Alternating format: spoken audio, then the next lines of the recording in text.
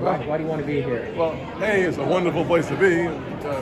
B, why would you not want to come to a county named Scott? And C, I was invited, and thankfully I had the good fortune and the good common sense to say yes. When Joni says, "Can you come?" the answer is always yes. Now, the big story that's been going on in Washington, this issue of court packing, this has been really dominating the headlines. You spoke about it up there. I was wondering if you could just touch on that a little bit. I think Senator Markey has been pretty clear on the objective of having a 7-6 liberal majority on the court. It is not seeking for a more just justice system. It's seeking for a liberal Supreme Court. The last thing we should be talking about is politicizing the Supreme Court. It's inconsistent with logic, and yet it's exactly what their objectives seem to be. Agree 100%. And if you go back in time, I remember a time when many of these Democrats were saying 9 is the right number. But now they've changed their tune, and so we want to keep it 9, and we feel that this is the right thing to do. The liberals are radically trying to change the United States as we know it. We have to hold strong. Senator, with Iowa being, first in the nation, the nominating schedule, speculation surrounding your intentions and what you might do in 2024. Can you address that? Can you say what the chances are of you running for president in 2024? Yeah, I can absolutely, with great certainty, tell you that my goal is to be reelected as the United States Senator representing the great state of South Carolina.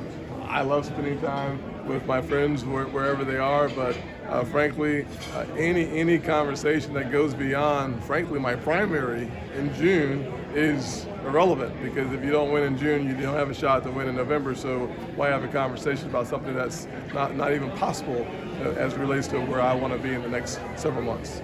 I was also hoping to get your thoughts on what's going on right now in Minnesota. Last year, you were the author of the police reform bill in the Senate that got blocked by Democrats. What are the chances, the prospects that we could see some sort of negotiation, compromise to push forward police reform legislation this year? Yeah, so I hope to reintroduce my Justice Act very soon. I think it's incredibly important that we have a serious conversation about the reforms that I believe will make our law enforcement officers and our community safer. People have made this a binary choice between communities of color and the law enforcement community. That is a false assumption. There is no binary choice. You can actually support law enforcement officers as well as the communities of color. The way you do that is by having the right training in place. One of the things that I believe part of the Justice Act was having the resources through grants and funds so that you could train your officers on de-escalation, train your officers on the duty to intervene, have a study to find the best practices. We should have great confidence that we can improve the quality of the outcome for all Americans.